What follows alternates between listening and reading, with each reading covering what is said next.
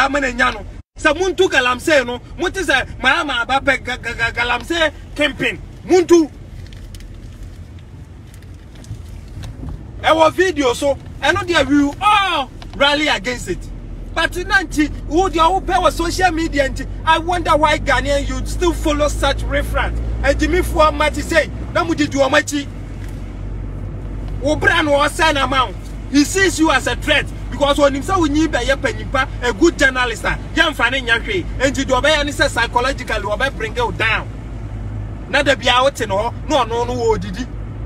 Mumisa katachi free for mama say, me say V8 no demuno. Ejuma ben no ye di to V8. Kronfu katachi free fa.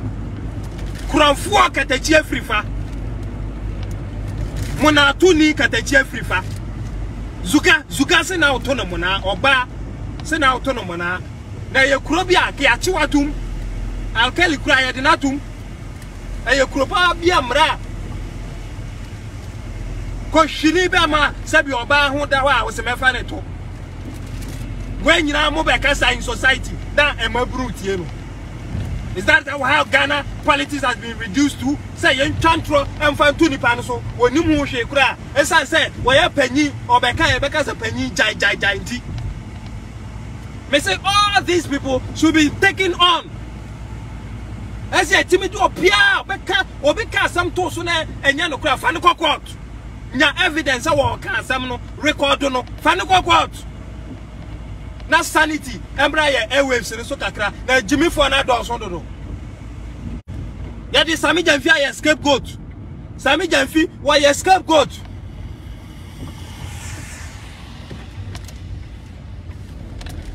Obi an fa nsu ade e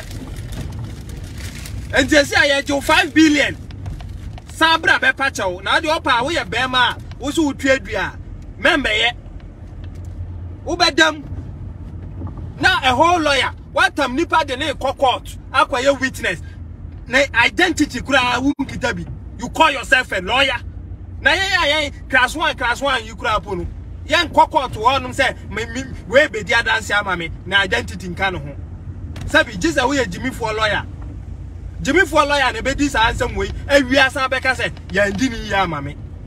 Because in their view, omu pese omu painti judicial system no black. Because 2024 they are going to lose and they will misbehave. So when they paint the judiciary black and they start misbehaving, then people will say I dey on the court to cry. Meanwhile, so umfanya sasa mun court. Why na kwaka bi ma? Now, me ba grada issue no so. Order for how you feel TV, utie me and now follow page no e dey am now wa share no eja wa dwenkyere e dey ato ho but uja dwenkyere na yes we can equally disagree I am a honte am so mitimi ma adwenkyere a honte what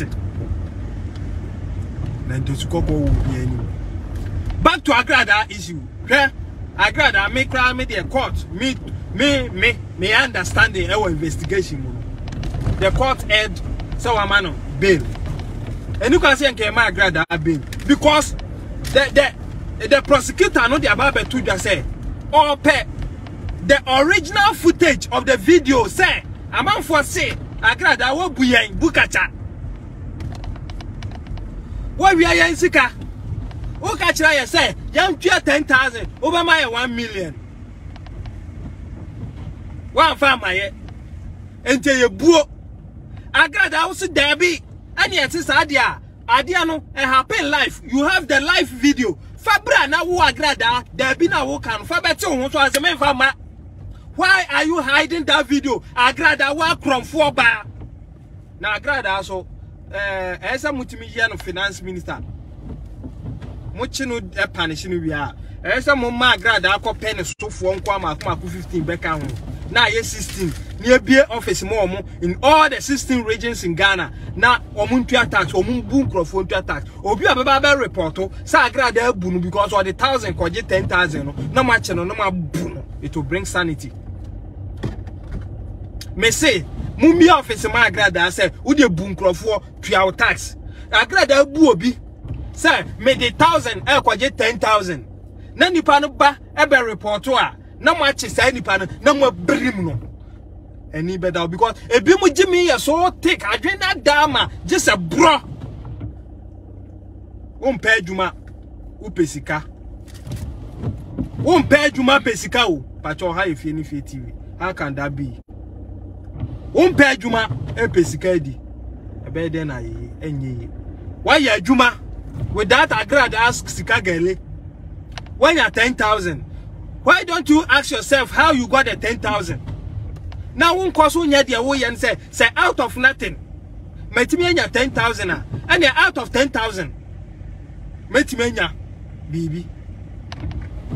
O catch the brony say akwasi brony mehu sa odachi yekese ubeye ya to him or her the person brony na understanding na make catch no the person watch ra ni say onyere no ho nya adwuma na favor on side ko catch the Ghana ni said that you be o sorry kro ntwetwe ni say because e adwuma yeso be no okoda mama agrada we ya bebiti mo wi a na ma begina na the enti agrada betimi adam ni say ne lawyers ne nsam o mo keka no lawyer mo kasa mo ntomu bu na court wo no wo hye sa we ge na nche so nyansa bedi unkwa ho wo say the agrada aye ne nya o ma wo mo yes ani nyina aye nche wo mo say indirectly no or kasa to scare people from coming to witness but as ye di kan establishes agrada do ye ne nya ansana de ono nso call yes wo koye no